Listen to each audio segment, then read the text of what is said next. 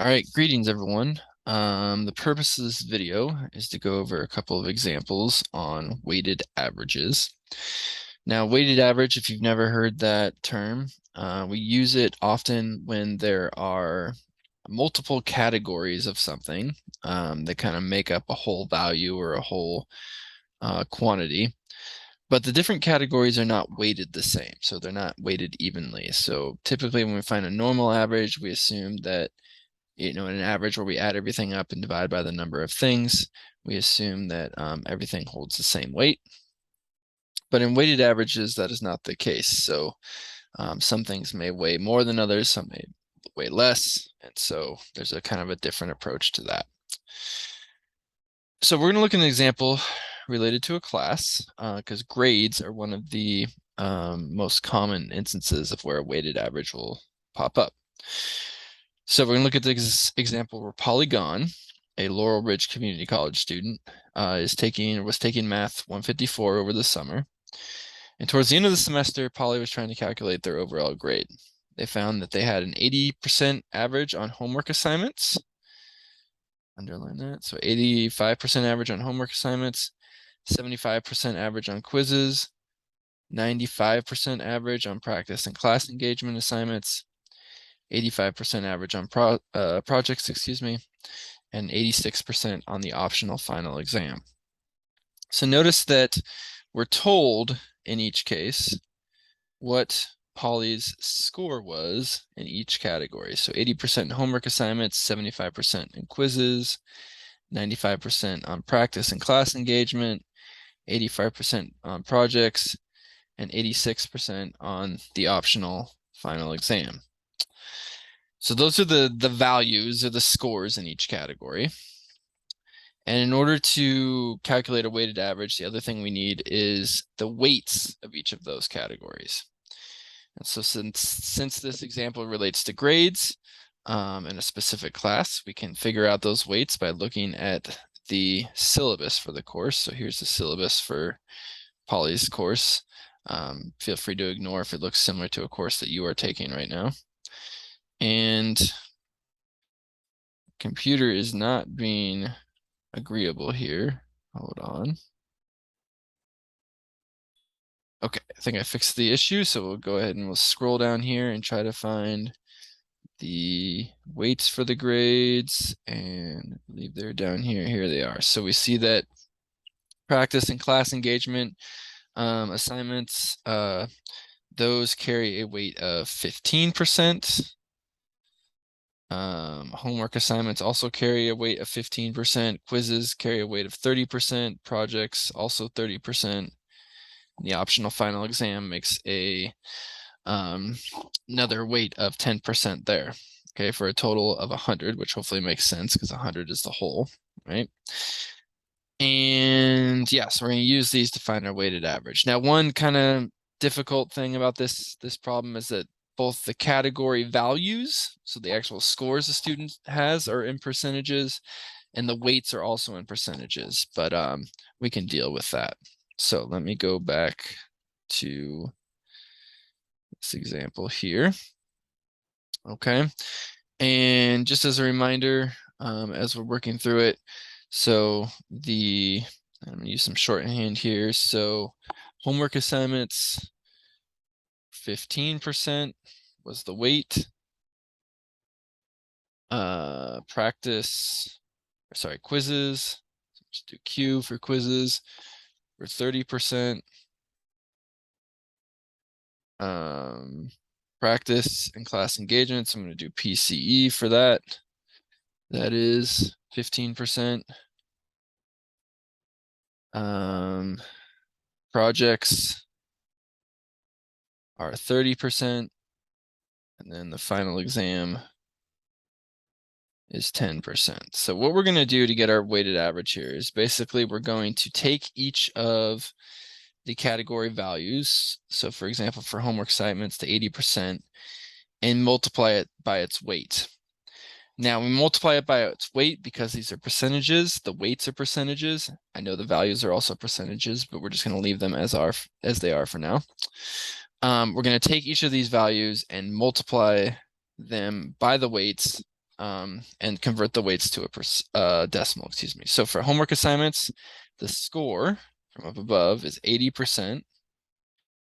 We're going to multiply that by the weight, which again, the weight is 15%. But if we move the decimal over 2 places for that, so 1, 2, we know that that would be as a decimal 0.15. And then we're going to add to that the second weight.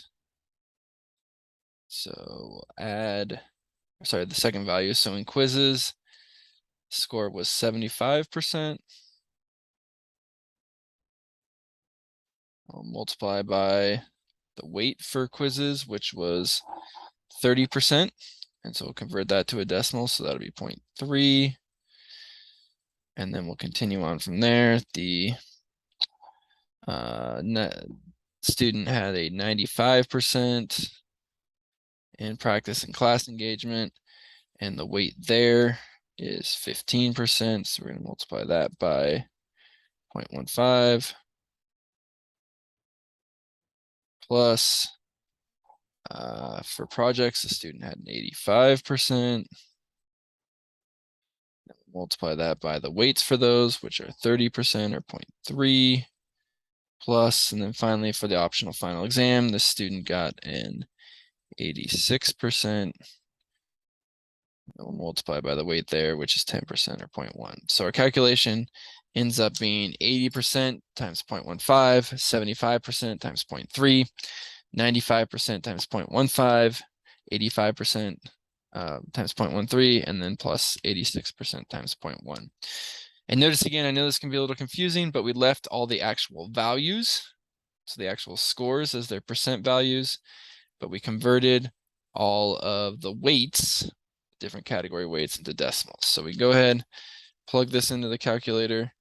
So I'm plugging this into my calculator right now as we speak.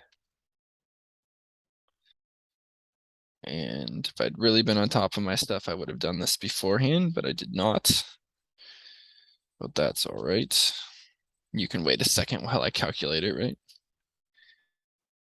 And let me just make sure to make a typo here. Okay, so it looks like we end up with Polly's final overall grade in the course would have been an 82.85%.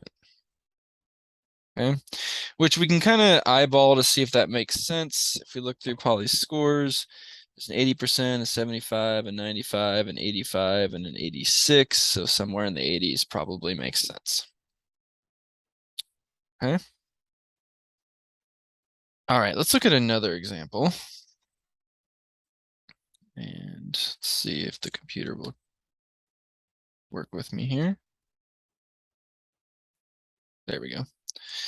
All right, so in this example, we're told that Marcy has a 70% average in Math 154 going to the optional final. And she says that if I get 100% on the final, she'll be able to raise her score by 75%, or raise it to 75%, I should say.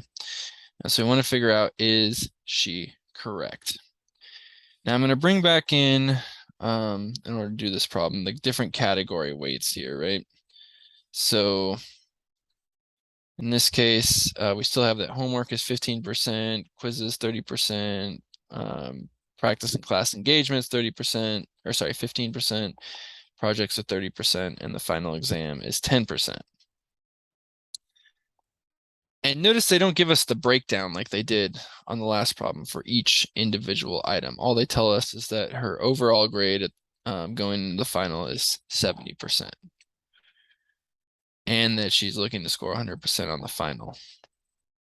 So how are we going to deal with that? Well, first of all, notice that her guess for her final exam score is 100. So we know that we could use that as the value there.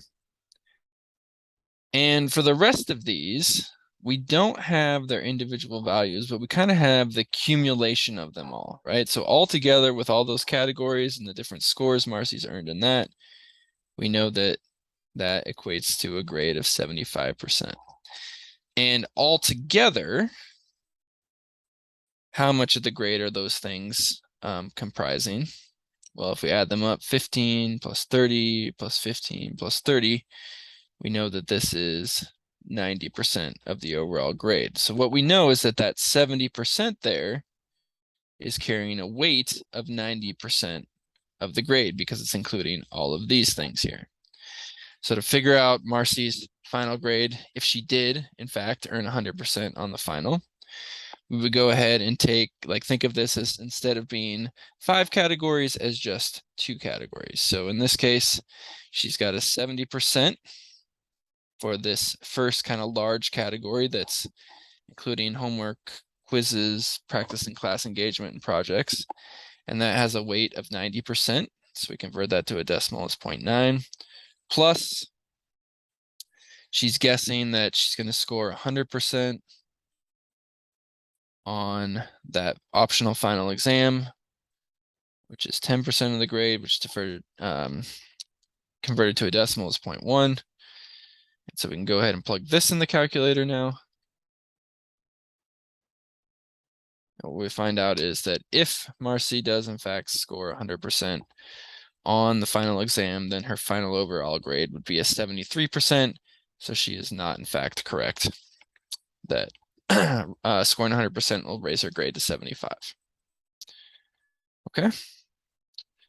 All right, that's it for now. Thank you for watching.